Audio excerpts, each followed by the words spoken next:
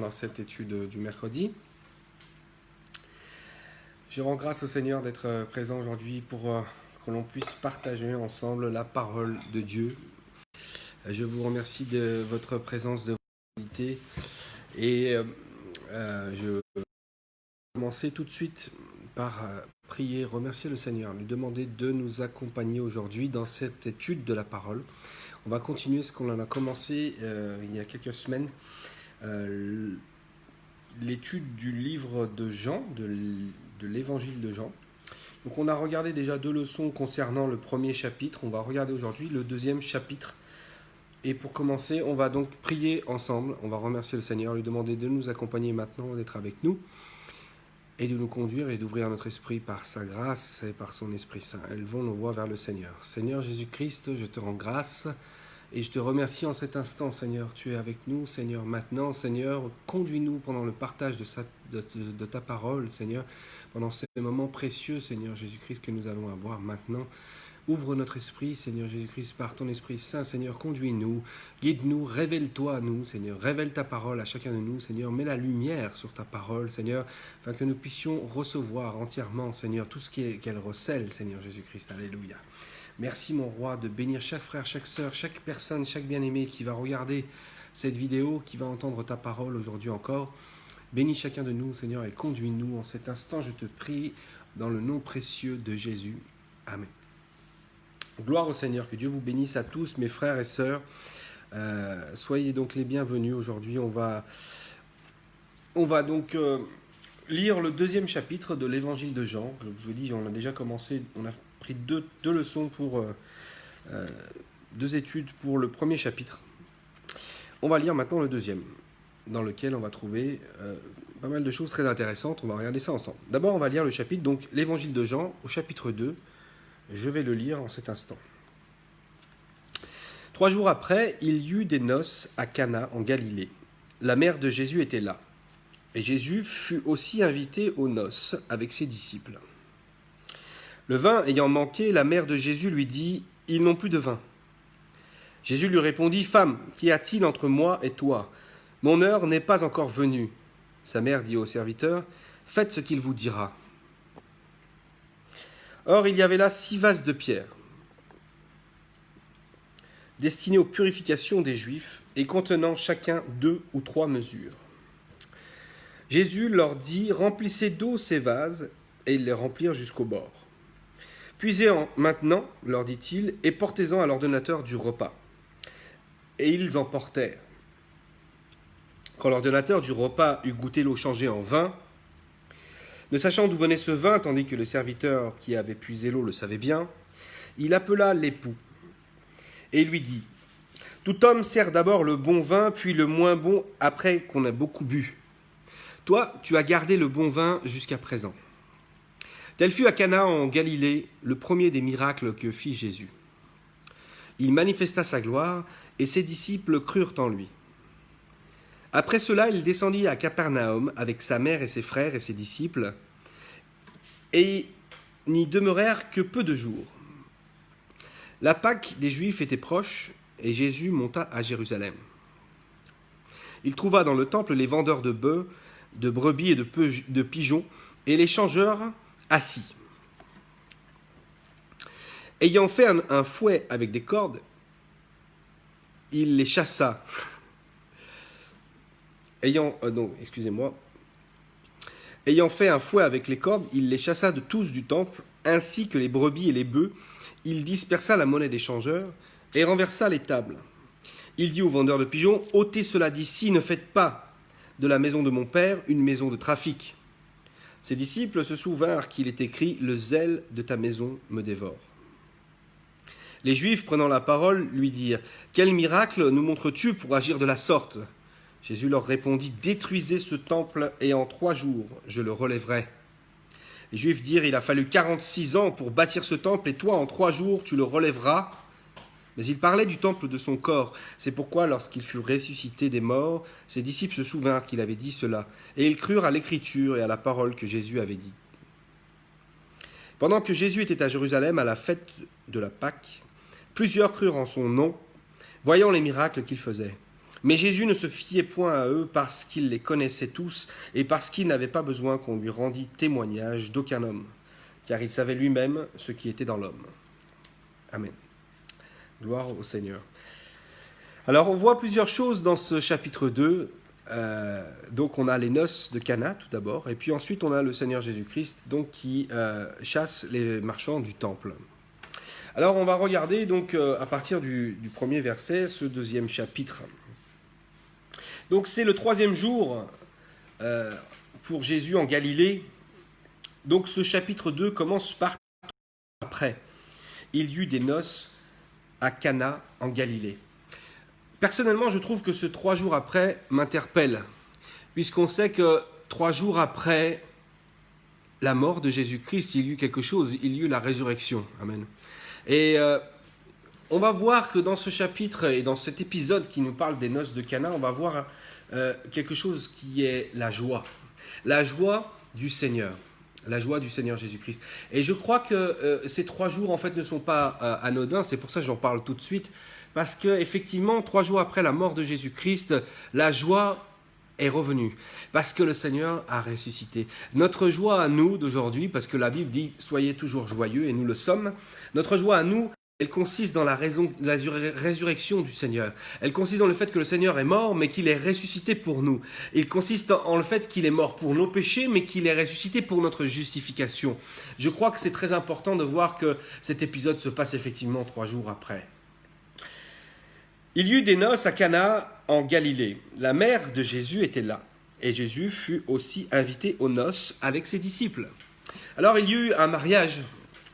Et la mère de Jésus, il nous est dit, était là. Donc Marie était là. Mais il nous est dit aussi également, et Jésus fut aussi invité aux noces avec ses disciples. Je crois que pour tous ceux qui vont se marier ou tous ceux qui veulent se marier un jour, il est important, je crois, de voir que c'est important d'inviter Jésus au mariage. Amen. Je crois que c'est très important qu'il fasse partie du mariage. Amen. Alléluia. Les mariés ici ont eu la bonne idée d'inviter Jésus-Christ et je crois que c'est pour nous aussi un exemple. Bien entendu, je dis cela de manière que chaque couple qui se forme aujourd'hui et qui veut créer un foyer ne doit pas oublier qu'il faut aussi mettre Jésus dans la balance, qu'il faut mettre Jésus dans le foyer, qu'il faut faire rentrer le Seigneur, qu'il faut avoir sa relation avec lui, qu'il faut l'inviter à lui aussi au mariage. Et si de jeunes chrétiens se sont attirés l'un vers l'autre, alors surtout qu'ils cherchent la face du Seigneur d'abord, qu'ils invitent bien le Seigneur avec eux pour être certains de ne pas se tromper, pour être certains de bien avoir trouvé la bonne personne avec laquelle passer le reste de ses jours.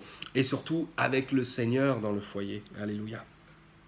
Donc le Seigneur Jésus était lui aussi invité aux noces avec ses disciples. Le verset 3 nous dit, le vin ayant manqué, la mère de Jésus lui dit, ils n'ont plus de vin. Alors, je pense que les mariés n'étaient pas très très riches, qu'ils n'avaient pas, peut-être pas prévu correctement ces noces, ou je ne sais pas, mais il faut savoir qu'à l'époque, des noces duraient pendant plusieurs jours, et que c'était une honte qu'il n'y ait pas assez suffisamment ni de nourriture, ni de vin à boire. Donc, en fait, les mariés allaient être exposés à une opprobre. Ils allaient être exposés à ce moment-là à une honte, en fait, à un problème qui allait leur retomber dessus comme étant voilà, une opprobre qui allait tomber sur eux. Au lieu de ça, on va voir que finalement, les mariés vont être honorés dans cette affaire. Mais ce qui aurait dû se passer, c'est qu'ils auraient dû avoir la honte le jour de leur mariage, en fait. En vérité, c'est cela. Parce que le vin s'est mis à manquer, c'est une chose qui ne devait pas arriver. Et ici, Jésus est avec donc Marie, et Marie, ici, elle voit que le vin va arriver à manquer, qu'il ne va plus y avoir de vin, et elle le dit simplement en Jésus-Christ, ils n'ont plus de vin. Marie sait depuis avant la naissance de Jésus que Jésus est spécial.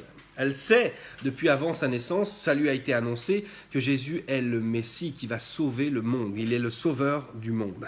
Il n'est pas n'importe qui.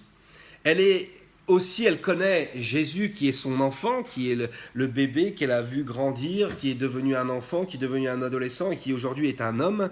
Elle le connaît, elle sait de quoi il est capable, des choses qui ne sont pas racontées dans les évangiles, mais des choses que l'on peut imaginer. On sait que très peu de choses de la jeunesse, de l'enfance de Jésus, on ne sait pratiquement rien, mais il est évident que Marie a dû au fur et à mesure du temps voir à quel point il était spécial. Ne serait-ce que nous, on sait que quand il était petit, il était dans le temple en train d'enseigner tous ceux qui étaient là, de la parole de Dieu. Évidemment, tout cela, la Bible nous dit que Marie le gardait dans son cœur. Elle savait beaucoup de choses. Donc, quand elle lui dit que le vin manque, qu'il n'y a plus de vin, elle a une intention. Elle sait, quelque part, que si le vin vient à manquer, ce sera une honte pour les mariés, mais qu'elle sait que Jésus est là et qu'il peut faire quelque chose. Elle en est certaine. Et c'est pour ça qu'elle s'adresse à lui, en lui parlant de ce problème. Lorsqu'on a un souci, lorsqu'il nous manque quelque chose, lorsqu'on a un problème, on doit prendre exemple sur Marie, là, et s'adresser à Jésus. C'est bien à Jésus qu'il faut demander les choses et à personne d'autre. Et même Marie, qui est donc la mère du Seigneur, elle-même est la première à s'adresser à Jésus lorsqu'il y a un besoin. Donc c'est important pour nous de faire de même.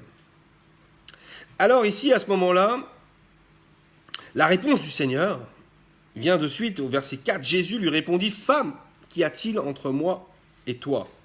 Mon heure n'est pas encore venue. » La réponse du Seigneur peut nous paraître sèche. Mais il faut voir que appeler à ce moment-là une personne, une femme, n'est pas une marque de manque de respect ou je ne sais quoi. C'est comme l'appeler madame. Au contraire, c'est donc un manque de respect, c'est donc un respect, au contraire. Mais il est évident que Jésus est donc le fils de Marie et il ne l'appelle pas maman, ou il ne l'appelle plus maman à ce moment-là, mais il l'appelle femme. Et ce qui est intéressant, c'est de voir, ou madame, comme je disais, c'est de voir qu'en vérité, à ce moment-là, Jésus-Christ va commencer son ministère. Peut-être qu'il ne voulait pas le commencer à ce moment-là, il voulait peut-être le commencer plus tard, mais là, il va devoir faire un miracle devant certaines personnes, parce que ce n'est pas tout le monde qui va voir ce miracle, mais certains vont le voir, les disciples, Marie, les serviteurs qui sont là, qui vont apporter le vin, ceux-là vont voir que Jésus a fait un miracle. Donc le ministère public de Jésus-Christ va commencer maintenant. Et maintenant qu'il commence, alors tout d'un coup, Jésus s'adresse à Marie comme à une femme, non plus comme à sa maman. La période où elle était sa maman s'arrête en fait ici. Jusqu'à maintenant, il lui aurait dit maman, il l'aurait appelée mère, mais maintenant, il va s'adresser à elle comme son Dieu.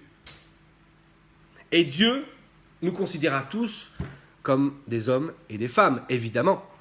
Et Marie, qui a été sa mère jusqu'à maintenant, qui l'a respectée, puisque la loi demande à ce que l'on respecte son père et sa mère. Donc il a respecté sa mère, il a obéi à sa mère jusque-là. Mais maintenant, c'est terminé. Il est rentré dans son ministère. Et maintenant, Marie fait partie, comme tous les autres, elle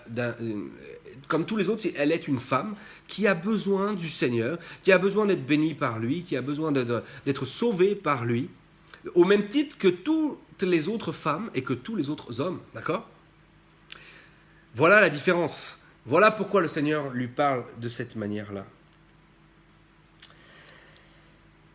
Et pour tous ceux qui adorent Marie, qui sont donc dans l'erreur, puisque le Seigneur nous demande, et parce que la Bible nous dit clairement que nous devons adorer Dieu, et seulement Dieu, lui seul, qu'on ne doit pas adorer ni les images, ni les animaux, ni les hommes, ni les femmes, ni les statuettes, ni rien de tout cela, mais qu'on doit adorer seulement le seul et unique Dieu, créateur de toutes choses. Et je vous rappelle que Jésus-Christ est Dieu incarné dans la chair. Pour ceux qui adorent Marie, donc, et qui sont dans l'erreur, écoutez le conseil que Marie va vous donner. Marie est une femme comme toutes les autres. Elle a été spéciale parce qu'elle a été choisie par Dieu pour enfanter le Messie. Elle a été spéciale parce que Dieu l'a bénie spécialement. Mais elle est une femme comme toutes les autres. Et aujourd'hui, si les femmes écoutent cette leçon, qu'elles comprennent bien qu'elles sont au même titre que Marie des femmes devant le Seigneur. Et le conseil que Marie va donner aux serviteurs, c'est celui-ci. Au verset 5, sa mère dit aux serviteurs, faites ce qu'il vous dira. Le conseil que Marie nous donne à tous, c'est de faire ce que Jésus nous dira de faire. Amen. Qu'est-ce que Marie peut faire à ce moment-là? Qu'est-ce qu'elle peut faire, elle, en tant que femme? Une femme normale, une femme comme les autres. Elle ne peut rien faire dans la situation, absolument rien. Par contre, Jésus-Christ, lui, oui, il peut, parce qu'il est le Dieu Tout-Puissant. Il fait des miracles, il est présent, il est là. Et Marie sait qu'il est capable de faire un miracle, donc elle s'adresse à lui. Mais à tous les autres, elle leur dit, faites ce qu'il vous demande. Ce chapitre-là nous donne cette leçon. Faites ce que le Seigneur Jésus vous demande. Amen. Alléluia. Faites ce qu'il vous dira de faire. Amen. Et la parole de Dieu nous dit ce que le Seigneur veut que l'on fasse. Lire les évangiles, c'est voir ce que le Seigneur Jésus-Christ nous demande. Amen. Alléluia.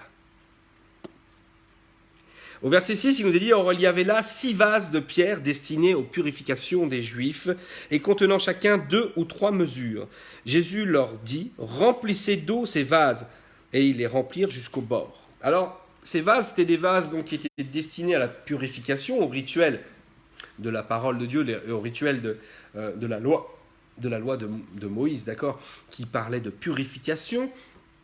C'était des vases qui étaient énormes, puisque la mesure dont il nous est parlé, c'est à peu près une centaine de litres, moyennement, on va dire. Donc c'était des gros vases. Et la Bible ici nous dit que le Seigneur a demandé à ce qu'ils soient remplis jusqu'au bord. D'accord ? Ils ont été remplis jusqu'au bord. Donc, il n'est pas possible que quoi que ce soit ait été rajouté. On ne peut pas croire que quelqu'un est passé, qu'il a rajouté du vin dans l'eau, et que l'eau s'est transformée de cette manière en vin. Non, puisque l'eau a été mise jusqu'au bord. Verset 8, puisez maintenant, leur dit-il, et portez-en à l'ordonnateur du repas. Et ils le portèrent. Il s'est passé un miracle instantané. Les serviteurs ont mis de l'eau dans les vases, puis ensuite le Seigneur leur a dit de puiser dans les vases. Ils ont puisé et ils sont amenés à l'ordonnateur du repas. C'est tout ce qu'ils se sont contentés de faire. Mais lorsqu'ils ont apporté les cruches qu'ils avaient puisées dans ces gros vases-là, eh bien c'était du vin qui était à l'intérieur. Parce que le Seigneur a fait un miracle extraordinaire. Ce miracle nous parle de la joie. Je vous ai dit, c'est la joie. Sachez une chose, c'est que dans la parole de Dieu, le vin nous parle de la joie, nous parle de joie. Et le vin, comparé à l'eau, là j'ai un verre d'eau, l'eau est transparente, l'eau est sans couleur, l'eau est sans goût, l'eau n'a pas d'odeur non plus également. Et le vin, lui, c'est l'inverse. Il a une couleur vive, il a un goût fort, il a une odeur spéciale. Et la vie sans le Seigneur Jésus-Christ, elle peut être sans couleur, elle peut être sans envie, sans odeur, sans goût. Mais la vie avec le Seigneur, tout d'un coup, reprend goût, tout d'un coup, reprend la joie, reprend la couleur, reprend les couleurs vives de la vie dans la joie avec le Seigneur. Lorsque le Seigneur intervient, la joie est là. Amen. Alléluia. Et c'est ce qui est représenté ici. Le mariage qui était là aurait pu être une catastrophe finalement. Il aurait pu avoir un moment difficile. Mais les mariés, je vous rappelle, ont eu la bonne idée d'inviter Jésus à leur mariage.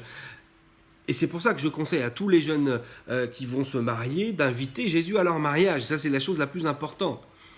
Parce que s'il y a un souci, il ramènera la joie. Alléluia, gloire au Seigneur. C'est ce que le Seigneur a fait. La Bible nous dit au verset 9, quand l'ordonnateur du repas eut goûté l'eau changée en vin, ne sachant d'où venait ce vin, tandis que les serviteurs qui avaient puisé l'eau le savaient bien, il appela l'époux et lui dit, « Tout homme sert d'abord le bon vin, puis le moins bon, après qu'on ait beaucoup bu. Toi, tu as gardé le bon vin jusqu'à présent. » L'ordonnateur de ce repas, celui qui était donc responsable de servir et de donner les ordres pour le service de ces noces, on lui apporte du vin. La Bible nous dit ici qu'il goûta l'eau changée en vin. La Bible nous dit qu'il ne savait pas d'où venait ce vin. Par contre, les serviteurs, eux, savaient d'où venait ce vin, puisque eux, ils avaient simplement puisé l'eau que Jésus leur avait demandé de mettre dans ces gros vases. Ils savaient que ce vin-là, que l'ordonnateur du repas venait de goûter, était de l'eau qui avait été transformée miraculeusement par Jésus-Christ en vin. Vous voyez, Jésus n'a pas donné des ordres extraordinaires. Il a demandé quelque chose. Il a dit, remplissez ces vases, ensuite puisez dans ces vases et ensuite apportez le résultat à l'ordonnateur du repas. Des choses simples. Le Seigneur nous demandera toujours des choses simples, à accomplir des choses simples, mais pour de grands miracles. Amen. Comme le prophète avait dit à Naaman d'aller se baigner plusieurs fois dans le Jourdain pour ensuite être lavé de sa lèpre. Des choses simples que lui-même trouvait ridicules à faire, tellement c'était facile à faire. Mais c'est simplement l'ordre de Dieu auquel il faut obéir. Le Seigneur Jésus-Christ nous donne des choses simples auxquelles on doit obéir. Amen. Repentez-vous et que chacun de vous soit baptisé dans le nom de Jésus pour le pardon de vos péchés. Amen. Des choses simples mais qu'il faut accomplir. Alléluia. Alléluia. Gloire au Seigneur. Cet ordonnateur ne savait pas d'où venait ce vin, tandis que les serviteurs, eux, savaient. Mais il appela l'époux en goûtant le vin. Parce que l'ordonnateur aussi avait cette responsabilité de goûter le vin avant de le donner aux autres. Parce qu'il y a du vin qui peut être mauvais, qui peut être aigre, qui peut être bouchonné, qui peut être ce que vous voulez, qu'il ne va pas donner aux gens. Donc il goûtait, mais quand il a goûté ce vin, waouh! Imaginez-vous le vin créé par Dieu lui-même. Il devait être merveilleux, il devait être un goût extraordinaire. Je vous rappelle que c'est la joie, mais la joie du monde, c'est une joie qui n'est pas la même que la joie que le Seigneur nous donne. Là, il s'agit de la joie que Dieu nous donne, et la joie que Dieu nous donne est parfaite. Amen. Alors l'ordonnateur appelle l'époux, et il lui dit, tout homme sert d'abord le bon vin, puis le moins bon après qu'on ait beaucoup bu. Toi, tu as gardé le bon vin jusqu'à présent. La joie que l'on peut avoir dans notre vie. Dans ce monde, sans Jésus-Christ, on croit pouvoir avoir cette joie-là, profiter de cette joie-là quand on est jeune. Et puis plus on va vieillir, plus cette joie va disparaître, plus on va devenir triste, plus on va devenir malade, fatigué, et plus cette joie va disparaître et va devenir mauvaise. Le vin dans la vie, la joie de notre vie, c'est celle qu'on profite quand on est enfant. Un enfant joue dans la joie sans se préoccuper de rien, il n'a aucun problème, il n'a aucun souci, il ne se préoccupe de rien, ni de comment il va manger, ni de comment il va s'habiller, puisque c'est ses parents qui s'en occupent. Et plus on grandit, plus cette joie-là diminue, plus cette joie se complique. Et c'est vers la fin de notre vie où on a tellement reçu de choses que l'on est fatigué, que l'on est triste, etc., etc. Avec le Seigneur, les choses sont différentes. Avec le Seigneur, on vient de la tristesse, on vient du péché, on vient de notre vie dans le monde qui n'est pas bonne parce qu'elle est sans Dieu. On ne s'en rendait pas compte, mais finalement on le comprend. On vient plutôt de cette tristesse et puis on vient au Seigneur et on vient à la joie. Amen. Et on termine notre vie de cette manière, dans la joie, parce que la joie, elle se renouvelle chaque jour. C'est l'inverse dans le Seigneur. Plus on va grandir dans le Seigneur, plus on va vieillir avec le Seigneur, plus on reconnaît la joie que le Seigneur nous donne. Et notre joie, elle sera encore plus grande quand on sera dans le ciel. Alléluia. Là, la joie sera au top. Elle sera dans un point culminant quand on sera avec le Seigneur dans le ciel. Alléluia. Gloire au Seigneur. Avec le Seigneur, les choses sont inversées. La joie, la petite joie, elle est au départ, mais après, elle devient la meilleure, la grande, celle qui est la joie parfaite que Dieu nous donne. Amen. Alléluia. Oui, l'ordonnateur de ce repas était étonné de voir que l'époux avait plutôt gardé le meilleur vin qu'il avait pour la fin, alors que personne ne fait jamais ça. Alors qu'une fois que le bon vin a été donné, tout le monde est un peu ivre déjà, ne se rend même plus compte de ce qu'il boit. On peut lui donner le vin moins bon. Hein? Alors qu'avec le Seigneur, c'est l'inverse.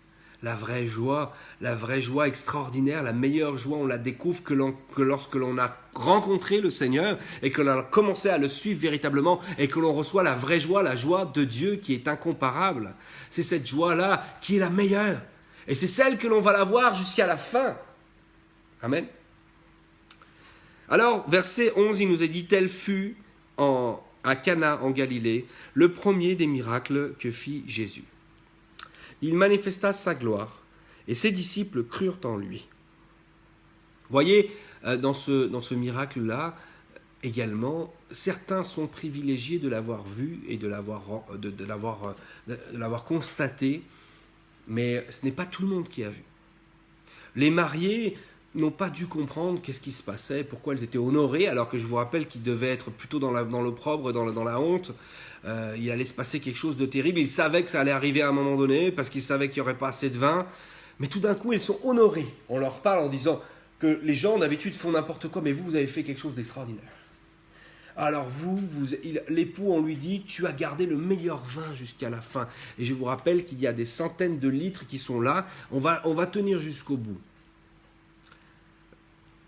Les mariés sont honorés parce qu'ils ont choisi d'inviter Jésus dans leur foyer, d'inviter Jésus dans leur couple, d'inviter Jésus dans leur mariage. Amen. C'est ce que nous devons tous faire, inviter le Seigneur Jésus, afin que lorsqu'il y survint un problème, une difficulté, eh bien, il puisse le régler, il puisse s'en occuper, et il puisse nous conserver dans la joie, une joie que nous allons garder jusqu'au bout, jusqu'à la fin. Alléluia, gloire au Seigneur. Et ça, c'est le premier miracle que le Seigneur a fait. Et c'est le premier miracle que le Seigneur fait aussi dans nos vies. Il nous redonne la vie, il nous redonne la couleur où nous avons perdu la couleur, il nous redonne le goût là où nous avions perdu le goût, etc. Il nous redonne la joie là où le monde nous l'avait prise. Il nous redonne la joie. Rencontrer le Seigneur et comprendre ce qu'il a fait pour nous est la première joie que nous recevons, la première chose que nous recevons, la joie du Seigneur. C'est pour ça la Bible nous dit « Soyons toujours joyeux ». Alléluia. Et donc ceux qui ont été privilégiés de pouvoir voir les serviteurs, les disciples, ceux qui étaient là et qui suivaient le Seigneur, ceux qui aussi se sont contentés simplement de faire ce que Jésus leur a dit de faire, ceux-là ont vu, ont participé et ont vu la gloire du Seigneur. Il manifesta sa gloire. Voilà ce qui nous est dit dans ce verset 11. Il manifesta sa gloire. Verset 12. Après cela, il descendit à Capernaum avec sa mère, ses frères et ses disciples, et ils n'y demeurèrent que peu de jours. Verset 13. La Pâque des Juifs était proche, et Jésus monta à Jérusalem. Il trouva dans le temple les vendeurs de bœufs, de brebis et de pigeons, et les changeurs assis. Les commandements de Dieu parlaient d'offrir des sacrifices pour le pardon des péchés, des bœufs, des brebis, des pigeons, des oiseaux, pour ceux qui avaient le moins d'argent. Il fallait aussi apporter l'impôt, il fallait aussi apporter des offrandes au temple.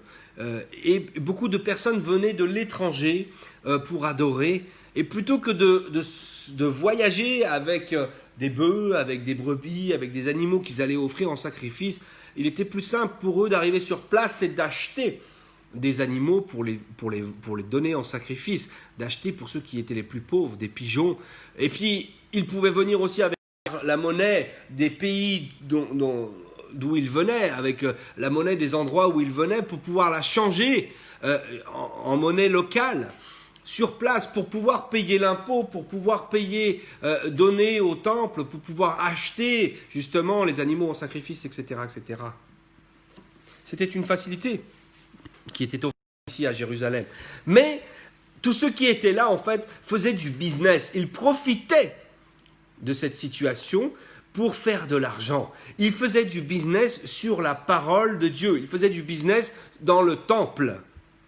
Ils escroquaient les gens, en fait, en vérité. Ils profitaient même de ceux qui étaient les plus pauvres pour leur soutirer tout l'argent qu'ils avaient. Ceux-là étaient là pour adorer Dieu, pour apporter une offrande au Seigneur, et eux étaient sans scrupule pour leur retirer tout ce qu'ils avaient. La Bible nous dit ici que tout cela était là devant le temple. ils étaient assis. Au verset 15, il nous est dit, ayant fait un fouet avec des cordes, il les chassa du temple. Ainsi que les brebis et les bœufs, il dispersa la monnaie des changeurs et renversa les tables. Et il dit aux vendeurs de pigeons, ôtez cela d'ici. Ne faites pas de la maison de mon père une maison de trafic. La Bible nous dit que le Seigneur a fait un fouet avec des cordes pour chasser tous ces gens, pour chasser les animaux. La Bible nous dit en aucun cas que Jésus-Christ a levé la main sur qui que ce soit. La Bible nous dit en aucun cas que le Seigneur était énervé à ce moment-là et qu'il a montré sa colère ultime. Non. Le Seigneur était jaloux, d'une jalousie de Dieu. Amen. Dieu ne veut pas que l'on fasse n'importe quoi avec sa parole, qu'on la transforme à notre avantage pour faire de l'argent. Il ne veut pas ça par-dessus tout. Il ne veut pas que les hommes profitent de la parole de Dieu pour la détourner, pour faire de l'argent. Et c'est ce qui est fait ici. Alors le Seigneur les a chassés. La Bible nous dit qu'il a fait un fouet pour cela. Et le fouet, il a dû l'utiliser pour les animaux, non pas pour les hommes. S'il avait fouetté des gens, s'il avait battu des gens, il y aurait eu une émeute, il y aurait eu... ils se seraient défendus, ces gens. Il y aurait eu bagarre, il y aurait eu des choses comme ça. Mais le Seigneur n'est pas un bagarreur ou un colérique ou je ne sais quoi de toutes ces choses-là. Le Seigneur est ici pour remettre les choses en place. La maison du Seigneur, le temple de Salomon, le temple de Dieu ici, a été transformé en caverne de voleurs. Et le Seigneur voulait remettre les choses à leur place. Alors il les a chassés. Il a renversé la table des changeurs. Ceux qui profitaient de donner un taux de jeu pour eux-mêmes, pas pour les gens, pas pour ceux qui venaient. Il les a chassés à tous. Et il nous est dit spécialement aux vendeurs de pigeons, ôtez cela d'ici. Pourquoi aux vendeurs de pigeons? Parce que ceux qui étaient pauvres, ceux qui n'avaient pas beaucoup d'argent, ceux qui ne pouvaient pas se permettre de sacrifier un bœuf ou une brebis ou un agneau, ceux-là avaient le droit de simplement sacrifier un pigeon, un oiseau. Donc c'était beaucoup moins cher. C'était pour les plus pauvres. Et il y en avait qui faisaient du business sur le dos des plus pauvres, encore une fois. Le Seigneur les a chassés. Alléluia. Verset 17, il nous est dit, ses disciples se souvinrent qu'il est écrit, le zèle de ta maison me dévore. Voilà ce qu'il est écrit sur le Messie. Le zèle de ta maison me dévore. Et ils ont compris que la parole de Dieu parlait bien de lui, parlait bien de Jésus. C'est de lui dont la parole parlait. Il est zélé pour la maison de Dieu. Il est zélé pour la parole du Seigneur. Il est zélé pour que Dieu soit honoré. C'est ce qui était annoncé par la parole de Dieu. Ils ont reconnu par là, encore une fois, que Jésus était le Messie attendu. Par contre, les Juifs qui étaient là, il nous est dit au verset 18, les Juifs prenant la parole, lui dirent « Quel miracle nous montres-tu pour agir de la sorte ?» Eux, ils ne voyaient pas l'accomplissement des prophéties dans ce que Jésus-Christ était en train de faire. Ils voyaient un homme qui se permettait de faire des choses, qui se permettait de virer tout le monde, là. Qui était-il pour pouvoir le faire? Et s'il est vraiment le Messie attendu, alors quel miracle fait-il pour agir de la sorte? Parce que eux n'étaient pas censés faire partie du business qui était en train d'être en cours quand même. Vous n'allez pas me dire qu'ils faisaient partie du business. Mais j'ai bien l'impression que si, puisque ce que le Seigneur a fait, ça les a dérangés. Eux qui étaient là pour recevoir les sacrifices du peuple, finalement, ils faisaient aussi du business avec les autres. Et ils n'ont pas aimé que Jésus ait chassé ce business-là et enlevé ce business en disant des paroles vraies. Ne faites pas de la maison de mon père une maison de voleurs, de trafic. C'est une maison de prière.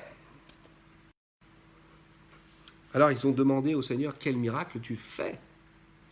Là où les disciples ont reconnu que la parole de Dieu était accomplie en Jésus, ceux qui ne croyaient pas en Jésus-Christ, eux, par contre, ils ont demandé à ce qu'on leur fasse des miracles. Ils avaient besoin de miracles pour croire. Nous ne devons pas avoir besoin de miracles pour croire. Le Seigneur est vivant, il existe pour de bon. Il a fait des choses extraordinaires. Il veut sauver nos vies.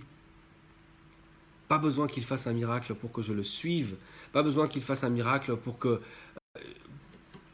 je croie en lui. Dans son extrême bonté, il fait des miracles. Et je n'ai pas besoin de lui demander de les faire. Il les fait quand bon lui semble. Et si j'ai besoin qu'il en fasse un, je vais le prier, il va le faire. Amen. Il fait des miracles. Mais je ne dois pas voir les miracles pour croire. Je dois croire simplement pour ce qu'il est, pour ce qu'il a fait pour moi. Il m'a sauvé à la croix. Alléluia, gloire au Seigneur. Mais eux, ils avaient envie de voir un miracle pour pouvoir croire. Alors le Seigneur a répondu. Verset 19. Jésus leur répondit, « Détruisez ce temple et en 3 jours je le relèverai. » Le miracle que vous attendez, c'est celui-ci. Tuez-moi et en 3 jours je ressusciterai. C'est de cela dont il parlait, évidemment.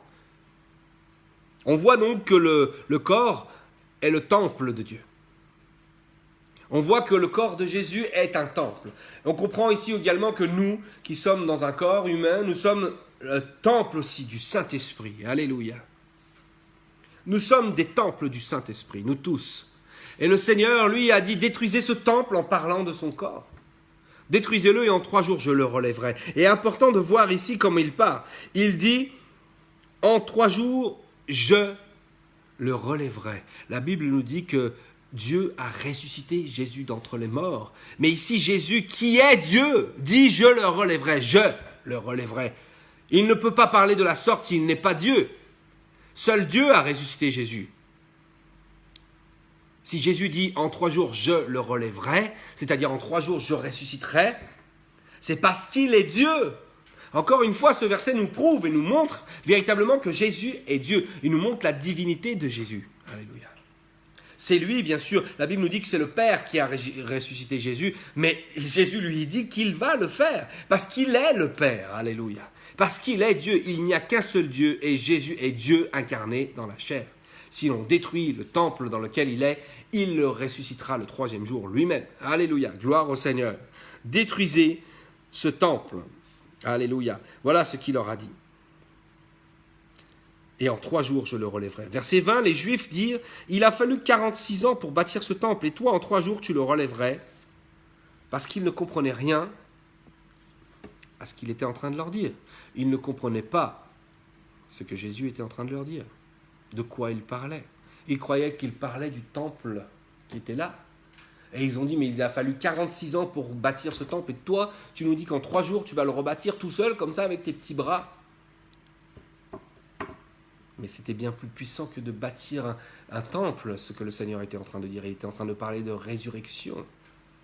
La résurrection appartient à Dieu. Amen. Alléluia.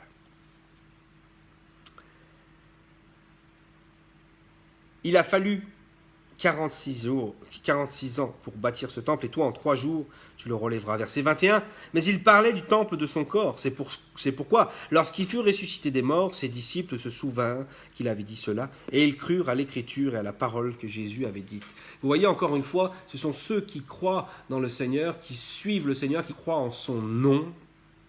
Ce sont ceux-là qui sont les plus bénis. Ce sont ceux-là qui sont éclairés. C'est pour ça que le nom de Jésus doit être honoré, que le nom de Jésus, nous devons continuer à le suivre, nous devons continuer à y croire, nous devons continuer à le comprendre, ce nom-là. Parce que ce nom-là est tout puissant, il y a la puissance dans le nom de Jésus. Ce nom-là est merveilleux. Ce nom-là nous apporte la puissance salvatrice de Dieu. Alléluia. Ceux qui ont cru dans ce nom-là, les disciples qui sont ici, qui ont cru dans le nom de Jésus, ils ont pu comprendre. Et lorsque Jésus est ressuscité 3 jours après, ils se sont rappelés de cet épisode et ils ont compris. Ils ont compris ce qui s'était passé, ce qui avait été annoncé par Jésus-Christ d'avance. Et ils ont cru à l'écriture et à la parole de Jésus, à la parole que Jésus avait dite à ce moment-là. Alléluia. On peut lire la parole de Dieu, la Bible, des fois, et on ne comprend pas, mais à un moment donné, Dieu nous permet de comprendre, parce que c'est lui qui nous permet de comprendre. Alléluia. Et on se rappelle que la Bible disait bien les choses. Jésus est Dieu, la Bible le dit clairement, peut-être tu ne l'as pas encore compris, mais un jour tu vas bien le comprendre, et tu vas te rappeler que la Bible le dit en fait du début à la fin. Gloire au Seigneur. Pour terminer, au verset 23, il nous est dit, pendant que Jésus était à Jérusalem, à la fête de Pâques, plusieurs crurent en son nom, voyant les miracles qu'il faisait. Plusieurs crurent en son nom. Beaucoup ont cru comme les disciples en son nom, Et c'était suffisant. Mais beaucoup ici aussi nous est dit, ont cru en son nom parce qu'il faisait des miracles.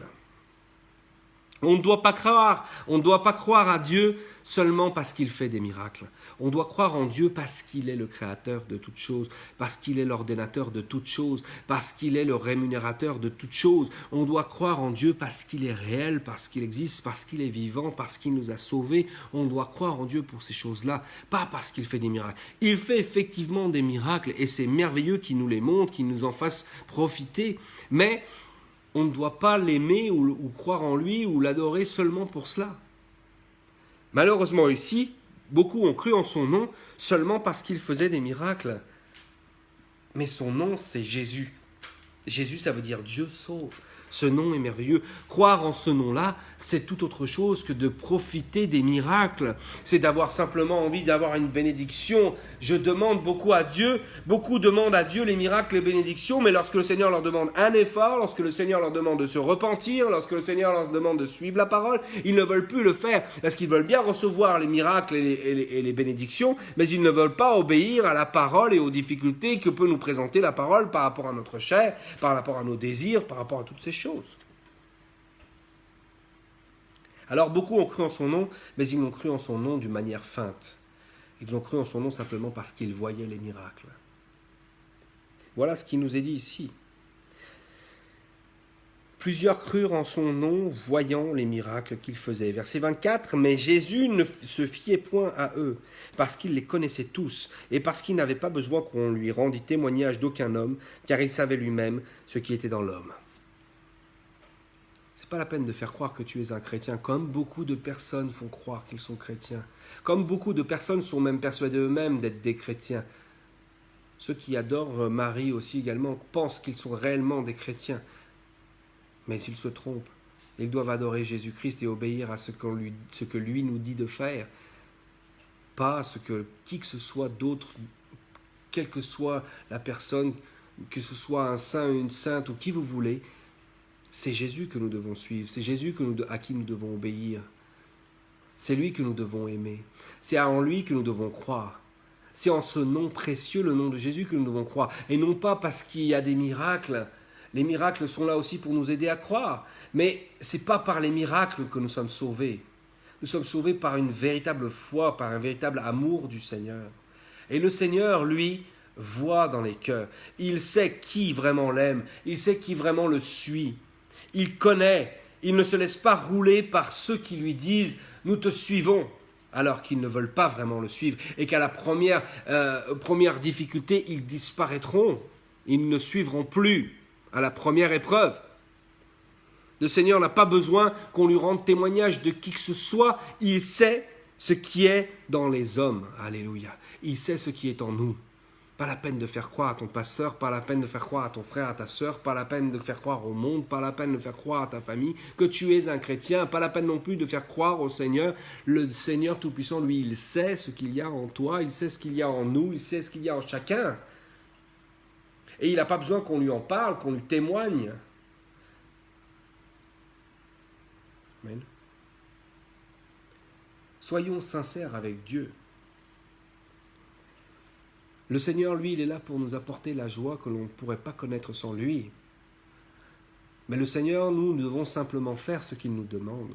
Et il nous demande des choses simples. Si l'on obéit aux choses simples que le Seigneur nous demande, alors nous serons dans la joie. S'il y a des miracles extraordinaires, tant mieux, gloire à Dieu. Mais s'il n'y en a pas, ce n'est pas grave. Ça n'empêche pas de recevoir la joie extraordinaire, la joie ineffable, la joie de Dieu, celle que lui seul donne. Une joie qui n'est pas une joie qui dure juste un temps et puis après qui devient autre chose. La joie de Dieu est éternelle. La joie que Dieu nous donne, elle dure pour toujours. Alléluia. On va terminer sur ça aujourd'hui, simplement conclure que l'on doit être sincère avec le Seigneur, obéir à ce qu'il nous demande, que l'on doit le suivre à lui et à lui seul. Amen. Et qui nous donnera une joie extraordinaire, une joie que l'on peut exprimer. Amen. Alléluia. Prions ensemble, frères et sœurs, pour remercier le Seigneur et pour ce passage que nous avons lu aujourd'hui. et demander au Seigneur qu'il nous donne vraiment la joie dont on a besoin. Lui seul peut nous donner la véritable joie. Alléluia. Élevons nos voix vers le Seigneur. Seigneur Jésus-Christ, je te rends grâce et je te remercie en cet instant. Merci pour ta parole que nous avons partagée maintenant ensemble, Seigneur. Conduis-nous toujours à travers ta parole et montre-nous toujours les choses extraordinaires qui se trouvent à l'intérieur, Seigneur. Oh Dieu de gloire. Tu as eu l'intention de purifier, Seigneur, mon roi, ton temple, Seigneur, lorsque tu es venu. Et nous sommes le temple du Saint-Esprit. Ton intention à toi, Seigneur, est de venir en nous pour purifier ce temple, Seigneur. Nous sommes disposés ce soir afin que tu purifies ce temple, Seigneur Jésus-Christ. Chasse ce qui est mauvais en nous, Seigneur. Chasse, Seigneur, tout ce qui est en nous qui est par intérêt, Seigneur Jésus-Christ. Ceux qui suivaient Jésus-Christ par intérêt, Seigneur, se sont trompés. Et ils n'ont pas pu te tromper à toi, Seigneur, parce que tu sais ce qu'il y a à l'intérieur de chacun. Si nous te suivons seulement par intérêt, Seigneur, alors change nos pensées, Seigneur. Purifie-nous, Seigneur. Purifie le temple, Seigneur Jésus-Christ. Le temple que nous sommes, le temple du Saint-Esprit que chacun de nous sommes. Change nos façons de voir, Seigneur. Purifie-nous, Seigneur, et rends-nous dignes, Seigneur, d'être simplement une maison de prière. Une maison, Seigneur, d'adoration, Seigneur. Alléluia. Je te remercie de bénir chaque frère, chaque sœur, chaque bien-aimé qui a suivi ce moment de partage de ta parole, Seigneur. Et tous ceux qui verront encore cette vidéo, Seigneur, plus tard, Seigneur, bénis-les en cet instant même, au moment présent où ils entendront cette prière et ces paroles, Seigneur. Je te le demande cela, Seigneur, en ton nom précieux et puissant, dans le nom de Jésus. Amen. Que Dieu vous bénisse à tous, mes frères et sœurs. Je vous embrasse à tous qui êtes loin et qui avez suivi ce moment. Que Dieu vous bénisse. Je vous aime à tous dans le nom du Seigneur Jésus-Christ. Et je vous dis à vendredi... vendredi, je vous dis à vendredi pour l'instant, pour l'étude du vendredi soir. Que Dieu vous bénisse et vous garde dans la joie.